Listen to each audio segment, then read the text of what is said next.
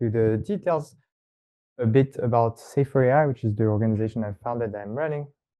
So Safer AI is a risk management focused organization. We advise governments, ACs, companies, like, for instance, we co-wrote the G42 risk management framework on frontier safety frameworks. We've been doing research on, we've published a risk management framework trying to meld frontier practices and risk management, which has not been largely improved upon by the code of practice. We've also done methodological work more recently to make quantitative risk modeling for AI and cyber offense methodology. This should come in the coming months. And finally, we've been doing work rating companies' frontier safety frameworks. As you can see in the rate, this is the result of our rating. So today I'm going to talk about the code of practice, the process that led to it, the outcome, and on what principles it was built. I'm going to talk about each of the commitments. And finally, I'm going to talk about more the macroscopic view, what it changes for the field and how to your work or somebody's work can complement it. So let's start with the process, outcomes, and principles. So the way the EU code of practice was developed. So the EU code of practice is basically a text, a kind of standard, even though technically it's not a standard, which helps companies comply with the EU Act, which is a binding regulation. And it was developed over the course of the past 10 months of pretty intense drafting, with 4 drafts total across 3 working groups. The process included top leaders in the field, such as Meter, Rand, etc. It included all Western frontier model developers. And it was, so there were like more than 10 workshops with model providers to ensure to take their views. And it was run by 9 experts in AI risk management. It is overall a highly expert-driven process. As you know, there aren't that many people who know about frontier AI, even less who know about frontier AI risk management. So this was pretty important, and I think this was pretty key to what I consider a major success.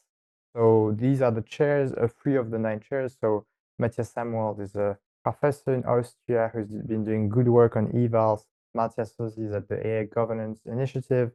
Alexander Zakel was very early on the AC in the UKC. The second set of chairs is Joshua Bengio, who I don't need to introduce.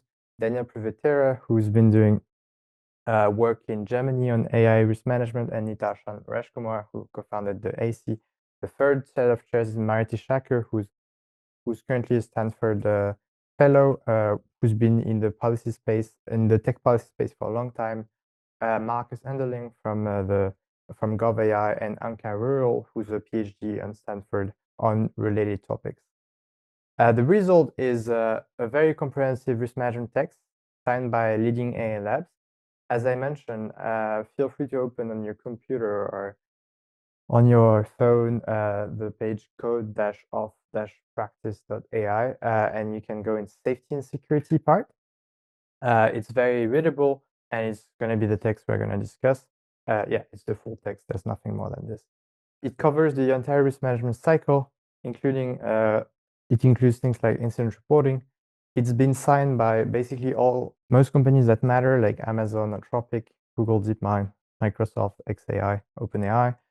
It is importantly very outcome focused, which lets some room for potential innovation in the ways to achieve goals.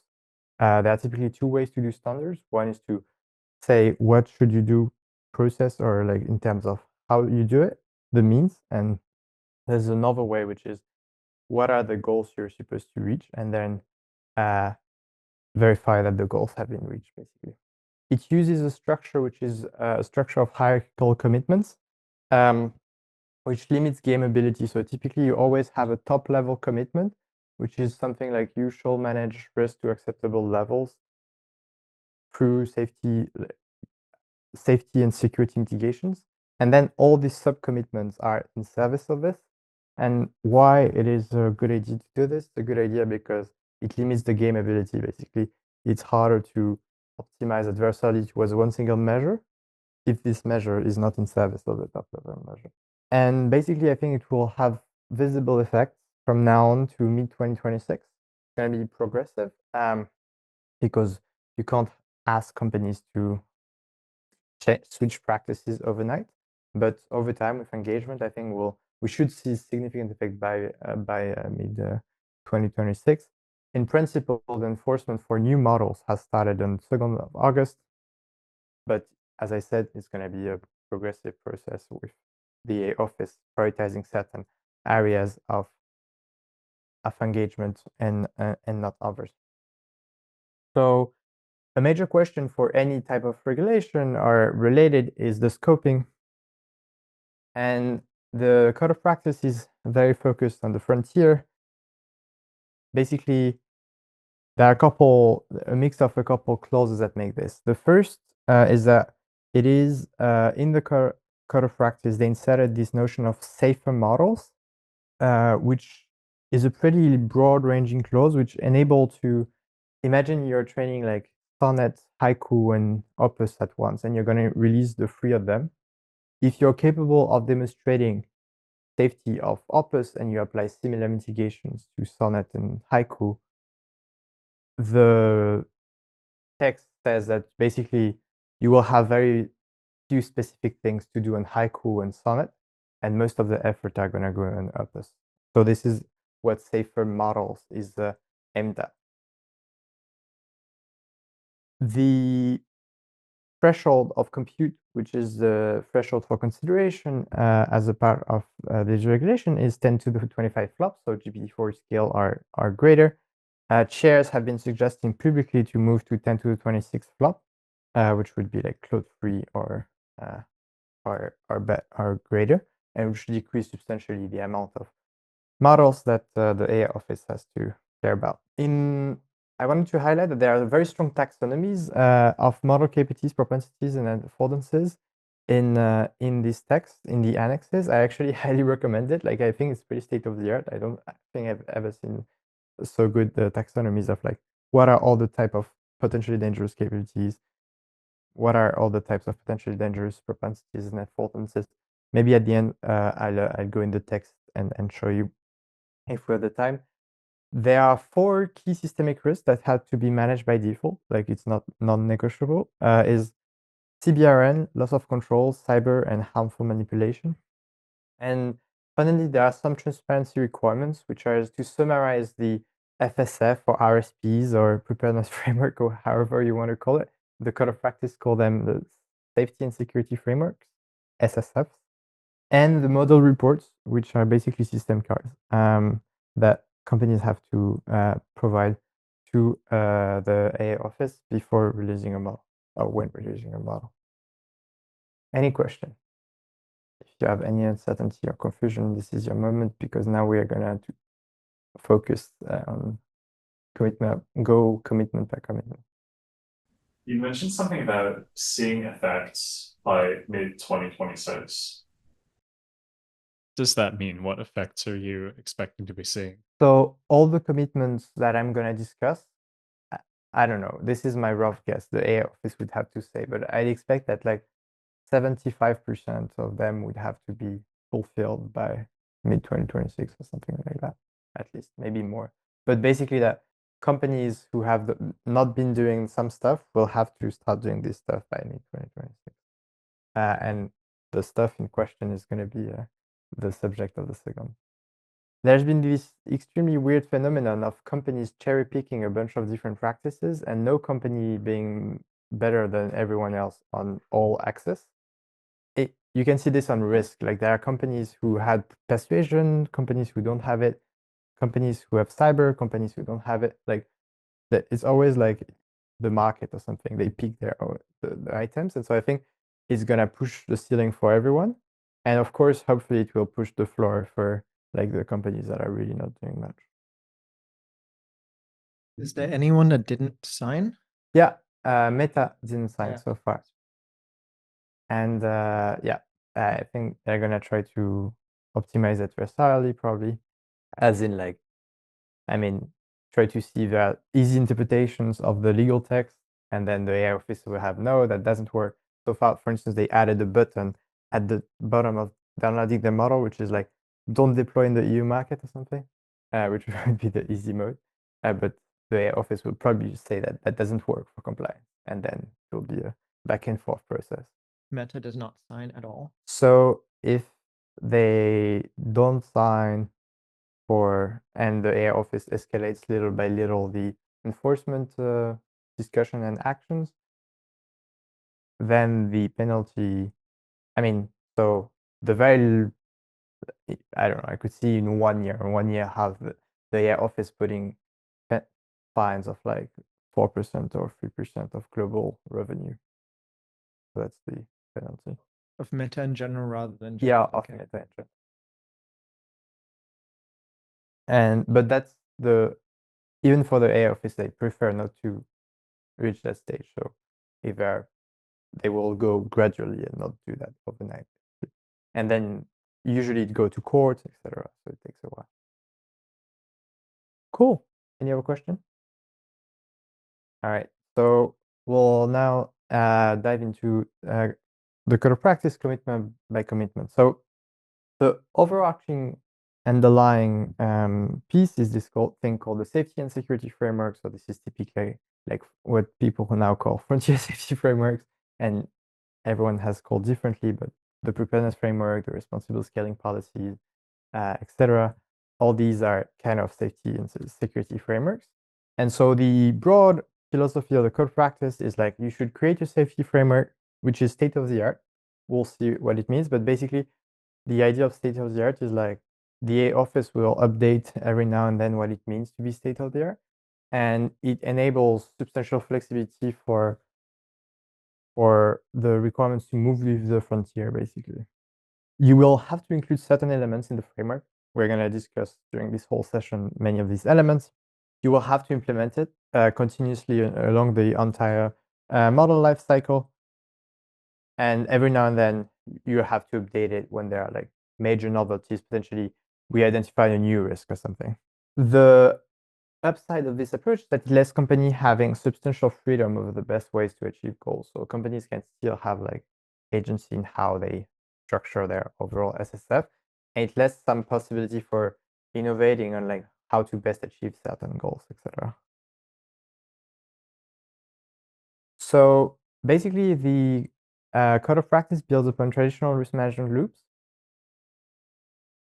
What I mean by traditional risk management is there's this interesting phenomenon where there are many industries that deal with like wildly different objects, like the chemical hazard, the chemical industry, the aviation, nuclear, etc.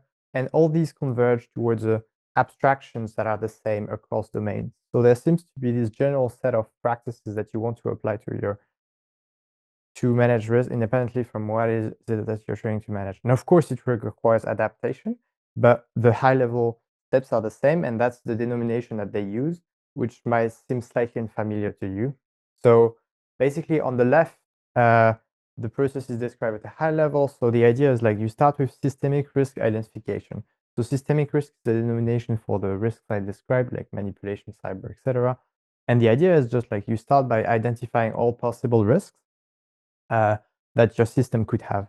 Then you go into systemic risk analysis, which is, so risk analysis is the process of going in depth into each of these risks and like running evals on your system to check whether, in fact, the risks that you loosely identify are there and warrant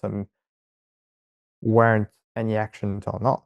And then there's systemic risk acceptance determination, which is essentially you check whether after your risk analysis, the risk seems sufficiently high or too high so that you have to do mitigations. So risk mitigation, in which case you have to go back to the risk identification loop before moving forward.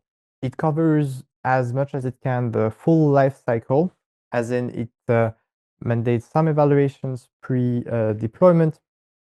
It also covers like monitoring and incident reporting post-deployment.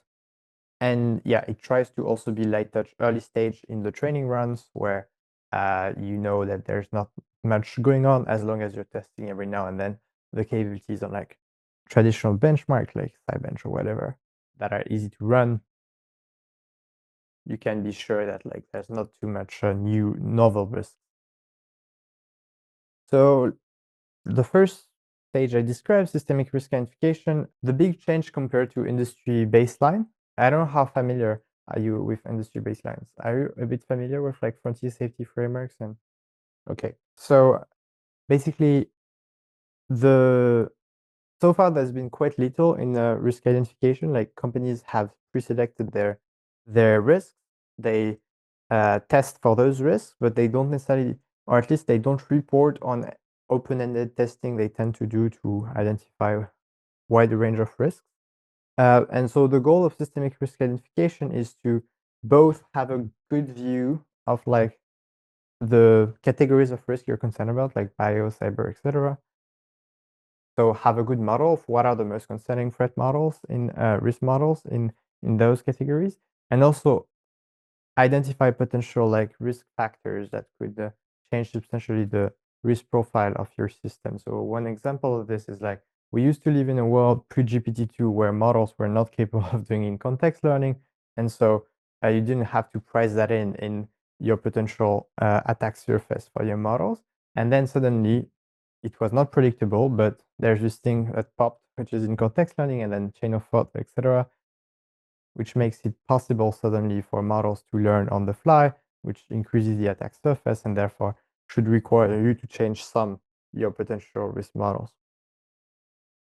So basically, I think the biggest change in terms of practices that will come from this part is like now there's a baseline risk taxonomy that everyone has to cover. As I was saying so far, labs were very frequently cherry picking. Like to my knowledge, there's no lab except maybe DeepMind that was covering all the usual risks. But even DeepMind, I wonder if they didn't drop one.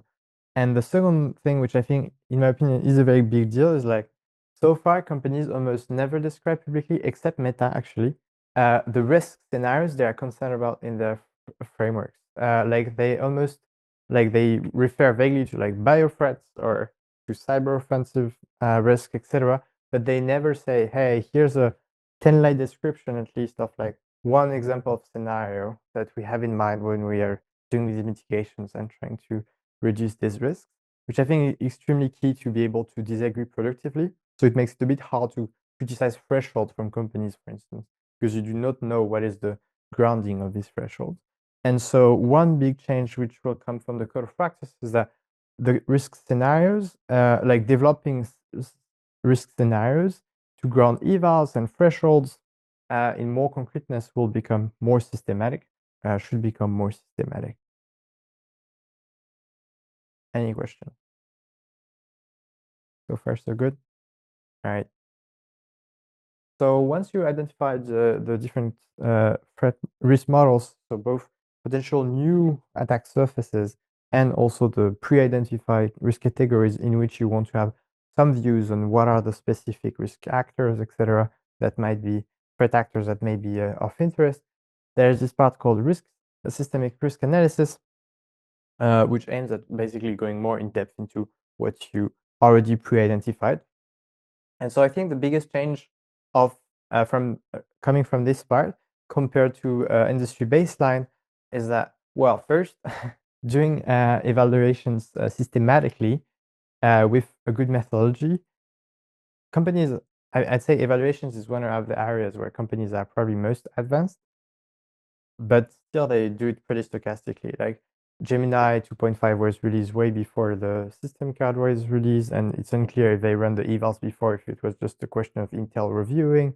O3 was released under deep research, like the deep research option, not officially called O3, but still the model was out way before the system card was out. And there are like many examples. There are several examples like this, and so if the AA office managed to enforce successfully, like we should see decreasingly of this, and companies should like pretty systematically have run their evals before releasing their model. There are some good details as well about like what specifically how the evals are run, and like about methodology quality for having internal and external validity, which I think is going to matter a ton, especially in the coming years, with things like situational awareness, which could drastically undermine the value of evaluations. The second thing, which in my opinion is a pretty big deal, is that the A office mandates, the code of practice mandates to do risk estimation. So trying to give your best guess of like what is the level of risk that in this category the level of capabilities you're tolerating corresponds to. And at first they enable semi-quantitative risk estimates, which means using orders of magnitude or intervals rather than like point estimates. So saying we expect that if we do these mitigations and we implement this and we stop at ASL3 level of capabilities, the odds of someone misusing it to kill more than 1,000 people are somewhere between like 1 and 10% or something like that. And so I think this is extremely valuable. I know that some labs have been probably doing it at least internally, but nobody is doing it externally for PR reasons. And I think it's at least extremely valuable for some governments to have that information. I doubt that in the current format, this will be part of the summaries because there are still the PR issues. So we, the people, won't have access to this information probably in the short term at least. But at least governments will have better information, which I think is extremely valuable.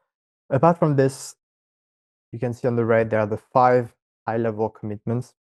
So companies have to basically gather model independent information. So model independent information is things like, I mean, you can do research on how many risk threat actors of a certain kind there are in the world. For instance, you can run scaling laws to have a sense of like before even starting the training run of your system, having a rough sense of what the level of capabilities it may have, etc.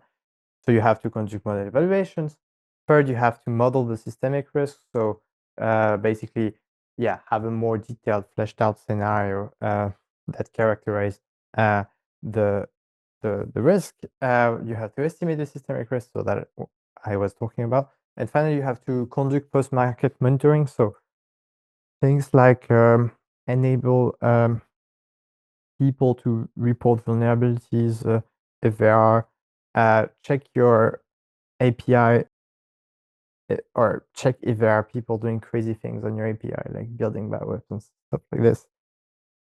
And update potentially, like you might have to update some stuff based on this. All right, so this part is going fast because I don't think the systemic risk assessments changes much compared to what companies are already doing. Basically, it just normalizes risk thresholds and lets room for potentially quantitative thresholds. Maybe one notable thing is like, in principle, it asks that you don't deploy your system if the unacceptable levels of risk are reached. And you'd think that this could be a standard, given that by definition, unacceptable levels of risk are unacceptable. But if you look at the latest Anthropic RSP, for instance, or there are other companies, but I'm gonna focus on them, even if they are the best overall on their RSP. Basically, Anthropic RSP has this notion of like a short-term safeguard. Like maybe we can hit our threshold, and if our long-term mitigations are not ready, we can do these patchy mitigations rather than stopping. And I think my reading is that this would prevent that sort of things, like being like, oh, we won't stop anyway, but we will do maybe some stuff. And I think there are other companies, if I correctly, that don't have the stop at all. I think XI does not have the stop at all, but I'm not 100% sure. Yeah. Can you elaborate on these like short-term mitigations? So Give an example of like what that sure. could be. I mean, so yeah, nothing new under the sun here. Mostly making general what companies are, something pretty close from what companies are already doing. Maybe the one detail which matters is are measurable. So far, companies haven't really explicitly communicate how they measure the risk thresholds. There are varying of level of details about how they characterize them. For instance, the preparedness framework is pretty detailed. Anthropic in their model cards also sometimes refer to explicit percentage on specific studies, which is valuable. But nobody is systematically saying, hey, when we hit 70% on this, then we will like up this ex ante for all their risks, and this is good that they will have to do it. Hopefully, they have done it internally, but just not communicating externally. But I could see some companies not having done it internally yet. Safety and security mitigation section is pretty simple. As I mentioned, they are very objective focused. So basically, you don't have to implement any specific mitigation. There's just a long list of mitigations you can implement, but you have to reach certain goals. And I think the most notable goal that you have to reach is essentially, it does not refer explicitly to security level 3, but it says something which is essentially security level 3. If you have systemic risk, you have to have security level 3, which is you have to be basically non-state proof, non-state actor proof. So all non-state actors should not be able to steal your weights, including insider threats. I note this because recently Anthropic changed the definition of ASL3 so that it does not include any more insider threats.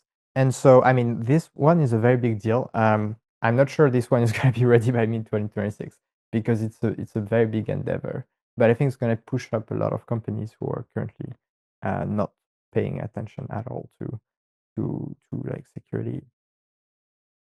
Yeah. Why did Anthropic say they made that change?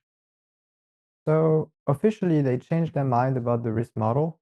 So they said, "Oh, we updated and we think that being as being resistant to all external threats is sufficient for this level of risk." I think it might be part of the truth, but I think another part of the truth is that it made the change 10 days before the release of Opus 4. And being insider threat proof is a lot harder than being external threat proof, basically, because you're essentially assuming that any of your employee may be compromised, which is a very hard mode to be operating in. And so it requires like security mitigations that are probably pretty painful and pretty hard to implement. It takes a huge amount of time. So probably they realized they weren't really ready for this, and they prefer to not violate their commitment, which is very honorable. And so they changed the commitment so that they made it. I prefer this than them violating their commitment, but I don't like the fact that they put it all on the ground of, oh, we changed our mind of risk model, rather than saying, oh, actually, it was harder than we thought or something to be insider threat proof. The code of practice is also mandating something like system cars, basically. They call it model reports, safety and security model reports. And there's a bunch of stuff in there. So the governments, at least, should be better informed. Unclear what they will include in the summary. So we'll see if that improves a lot the transparency for non-government people. But yeah, basically, so one of the major, very significant change, in my opinion, is that now model specs are mandated. So I don't know if you know the model specs from OpenAI, but it's essentially a set of rules that describe what is the model supposed to do in various contexts towards different type of actors. So for instance, a model should probably be usually fully corrigible with regards to its developer. Like if its developer wants to change some rules, it should comply with this, but maybe it should not accept to do bioweapons for a user or something, even if the user asks really hard to. And so I think this is extremely valuable because this will provide a clear feedback loop on, like, if you make predictions about your model is supposed to do, and then your model doesn't do this, then it's very clear you failed, and so you can improve. Whereas when you don't predict ex ante when you want your model to do, you can't be surprised, and so you can't improve. So I think this is a pretty big deal. Then there should be more detailed justification that risks are acceptable. I think it's also significant because so far it's a bit vibes based or something. Like people are saying, "Oh yeah, sounds good." Like you have 10 benchmarks and and I think yeah, this should lead to some progress. There should be more clarity about risk modeling, which, as I said, should be a progress for everyone. Currently, only Meta is doing a bit in the area, at least sharing a bit in the area. I think the office had a really, really good idea, which is to ask for a small random sample of inputs and outputs of model evals. So you don't want to like ask companies for all their evals because there are IP concerns and stuff like this, but like to check that it's reasonable and that they didn't act hack anything, asking for a small random sample, like 5 trajectories or something, plus notable trajectories that they observe, I think is a really smart idea. And I think other governments should take note if they ever want to do that sort of stuff, because I think it's a pretty light touch way that maximizes like the information. Know if this is actually like a random sample? Yeah, that's a great question. I mean, as usual, companies can violate the law. If you do it systematically, probably at some point will be caught and you will have some downfalls. But yeah, currently there's no like you can't put a camera or something in the yeah. But companies, I think, violate the law less than you expect or something. I've been surprised by this, but I mean, the larger a company is, and the more like conservative they tend to be in these things. There are exceptions, but there in the model card there should be some description of safety and security mitigations implemented and how they reach the goal set. So that's very important actually, because so for instance, Anthropic was initially releasing a bunch of their security mitigations in their RSP, which I found extremely valuable, but they were not necessarily explaining why those things are what they made them think that this enables to reach their goal, which is like a certain level of security. And I think both of these things kind of matter. I actually think having certainty that enables you to reach the goal is even more important than knowing the specific mitigations you put in place. Like in some ways, I value more having someone like Sela Nevo, who's an expert in cyber, saying, yep, I looked at Anthropic security and I think it should reach security level 3 than having the details of the security. And so the A office rightly, I think, put emphasis on this goal thing, which is, are we sure that you actually reach your goal? And there's the same question on jailbreak, by the way. Like companies are claiming to be putting like high mitigations currently to prevent bioweapons, but it's a bit hard to trust them. Like maybe they're right, but like we don't know how they're making these calculations, what is sufficient. And I think improving like both the clarity of prediction, like making falsifiable predictions about we want less than 1 person to jailbreak it per month or something, and improving the how that is checked is, I think, very valuable. And finally, I think this is a pretty big deal as well. There should be room for external reports from third parties in the system card.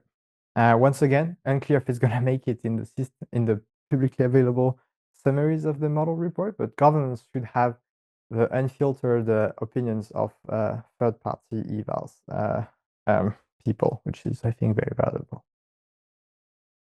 I think one of the sections which surprised me the most overall, because it's the biggest change compared to baseline, is this part called risk responsibility allocation. Companies will have essentially to significantly improve their internal governance. I think it's a bit like, so if you know the preparedness framework had quite a bit of that stuff, but there aren't many other frameworks that have these things. And it's unclear if it's been implemented correctly. Yeah. The first line here is system cards are no longer an option, and I think I missed why that's your wording there. Oh, because like that's I mean that's once again you can violate the law, but in the law there is that they have to submit the system card. You mean that they're like required? Yes. Okay. Oh, sorry, maybe it's a French expression. Oh wow. It sounds like you're saying like something other. Oh, than that's system so cards funny. is Oh, I'm required. so sorry. Yeah, correct. No. So I'm no longer optional. Accurate. Thank you for the live translation. That's really true. I appreciate it. Biggest changes is basically they will have to implement something which is what most industries that have some risk to manage do, like finance or aviation. Most of them have this. So there are a bunch of different things. The first is risk ownership. It's essentially the idea, pretty simple idea that even made it into XAI risk management policy, which is that if you want every single risk to be managed, you should have people who are individually responsible for each of the risks to be managed. And so it mandates that basically there's an executive responsible for each risk. And it can be the same executive for several risks, but yeah, there's someone who's ultimately accountable within the org for managing a specific risk. Then it mandates that there's a actually slightly more subtle, but yeah, it mandates that there's a risk oversight committee who will sole focus these risks. So typically in companies, if you like the CEO, he has to balance like many different considerations. It's good to have somewhere in the company some body of people who have their words to say, who are just focused on risk and don't have to think about other things, because there are pressures pushing in many things. It's easy to miss things if you have many other counterbalances. So it's valuable to have these kind of things. It's the equivalent, I'd say, of the safety advisory group that OpenAI has set up. And then there's risk support and monitoring. So that's essentially there should be someone in the company who's accountable for putting in place the risk management process and making sure it works basically. That's, I think, probably someone like the head of RSP in Anthropic, for instance. And then there's a second layer of defense, which is the internal audit function, which is these people are not directly accountable for these risk management processes, etc. But they have the freedom and the relevant information such that they can look at things and be like, that doesn't work, and do feedback freely inside the companies. And that's pretty standard. If you want to read more about this in other industries, there's this thing called 3 lines of defense, which is pretty common, and which is a model adopted by many different industries. Finally, there's this explicit emphasis on safety culture. It's a bit unclear whether or not it has truth, but basically it's vibe-wise, it's pushing companies to have a culture which is more safety focused and include culture who's more prone to allowing whistleblowing. TBD how it's enforced, because it's hard to enforce and the text is not very, in the end, it was much weaker than the initial text they had put. And it's a bit hard to see how you enforce it exactly. Like there are things like tone at the top, like make sure the executives embody the safety aspects of the culture and like prioritize it highly enough so that people down in the company who are in the trenches like actually feel empowered to do safety work, etc. Yeah. Does it have any like whistleblowing requirements? As in like any requirements to like allow whistleblowing or whatever? Oh, right. No. I think it's one of the biggest failures. Basically, whistleblowing was there for 3 drafts out of the 4, and it died in the last draft. Probably because it was one of the biggest companies push, I guess. I'm not sure, but yeah. Probably because it was it was cut during the last draft, and so that suggests that companies really didn't like it. Finally, there's serious incident reporting. I also think it's a pretty big deal. I hope other governments are gonna try to leverage this to also have the same information. Basically, companies will have to report and respond to incidents. And I mean, currently there's no incident reporting going on, or not much. There's a FMF announced the voluntary mechanism that they set up internally, but I think this should enable a broader adoption, more systematic activity in the space, which I think is extremely valuable for a few reasons. So, I mean, I think the biggest reason is overall like having a feedback loop. Basically,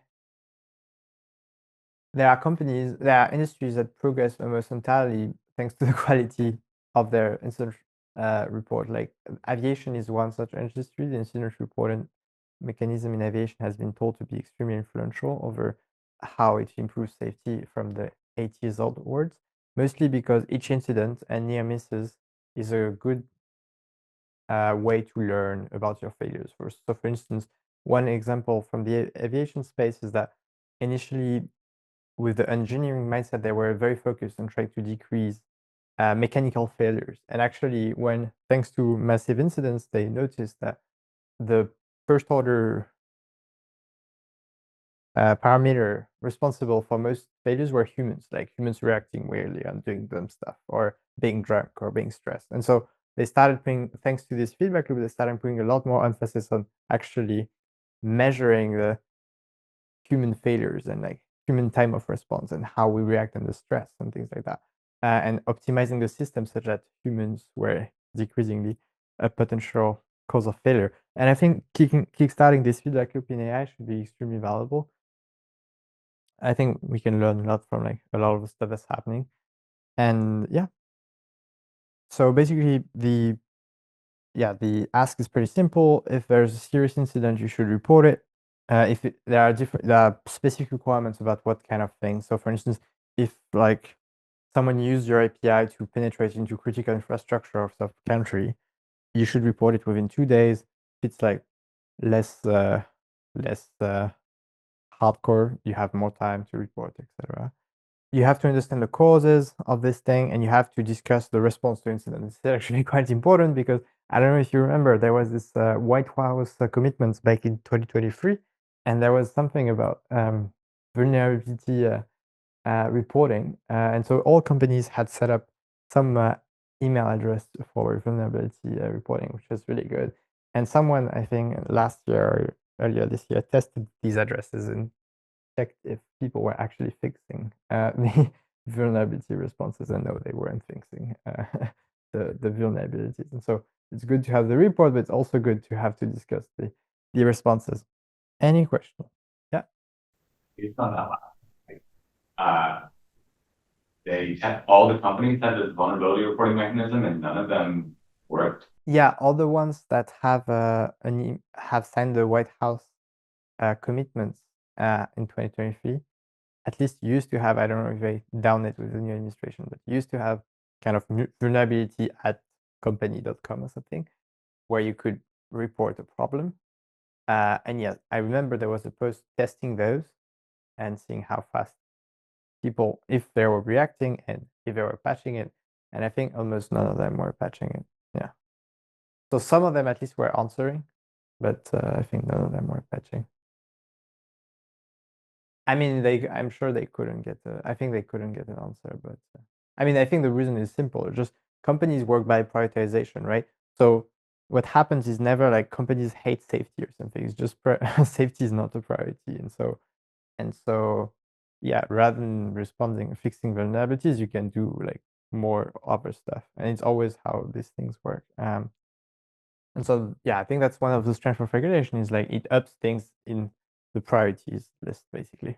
Like there are some companies like XAI who I think where people internally in principle are not opposed to safety, is just they are so laser focused on scaling and doing capabilities that just like safety doesn't happen basically, or happen very last minute, etc.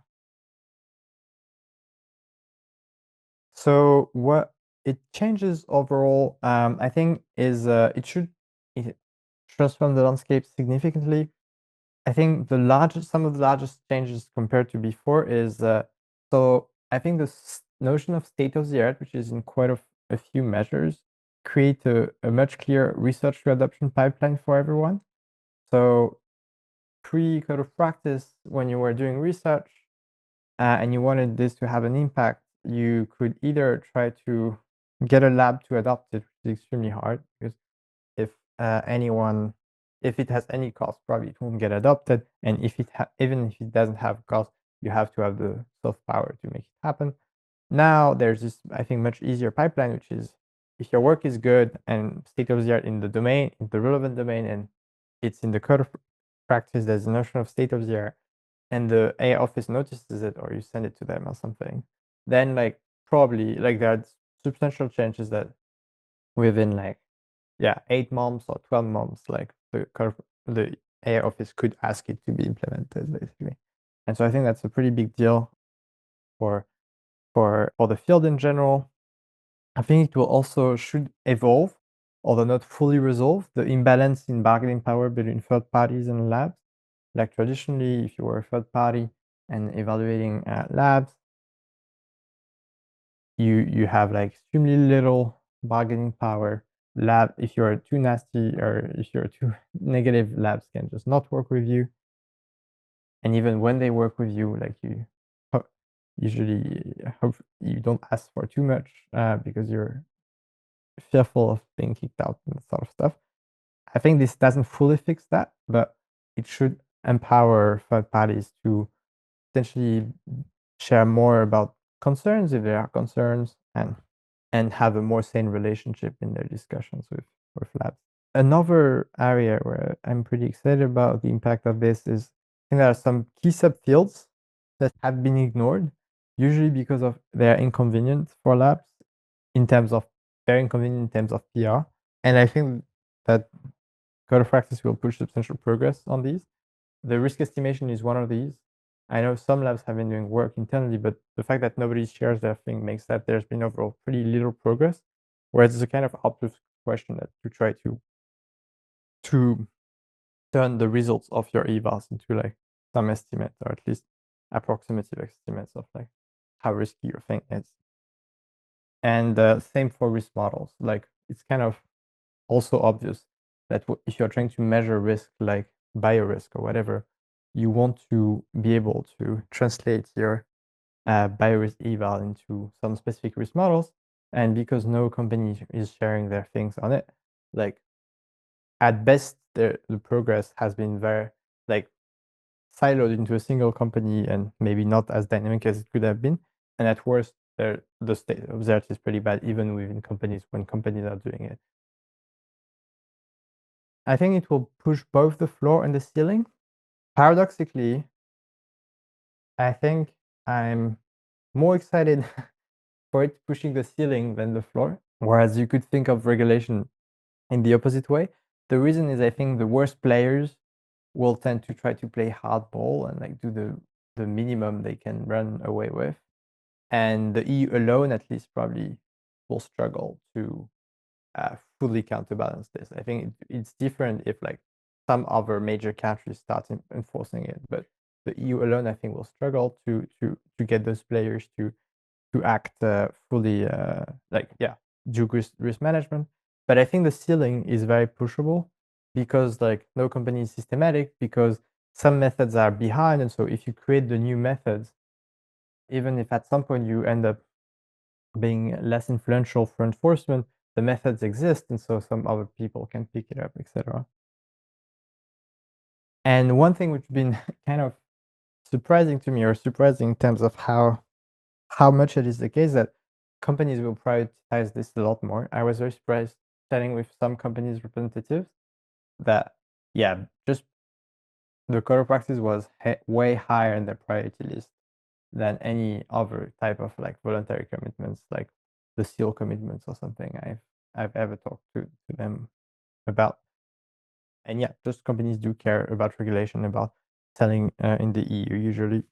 So yeah, that's a pretty valuable thing. The missing pieces of the code of practice, what are they and how to complement it? So one was noted earlier. It was the whistleblower protection, unfortunately. So it's a bit unclear because there's this EU separate regulation on whistleblower protection. And so maybe it has some teeth, but I'd say probably basically we should think of it, there's no mandatory whistleblower protection. And so I think other jurisdiction doing that type of work would be very valuable. And the second one is, despite there being some amount of public transparency, I think it's possible for other jurisdictions, including the US, to do more ambitious and specific public transparency, like being a bit more prescriptive in what to share, etc., where the field can progress. And the areas where the state of the art, I think, can be easily and drastically be improved with an avenue where there's a direct pipeline for the code practice to implement it, is risk modeling and risk estimation, two areas in which we're doing work. So keen to chat about it. And yeah, that's it for me.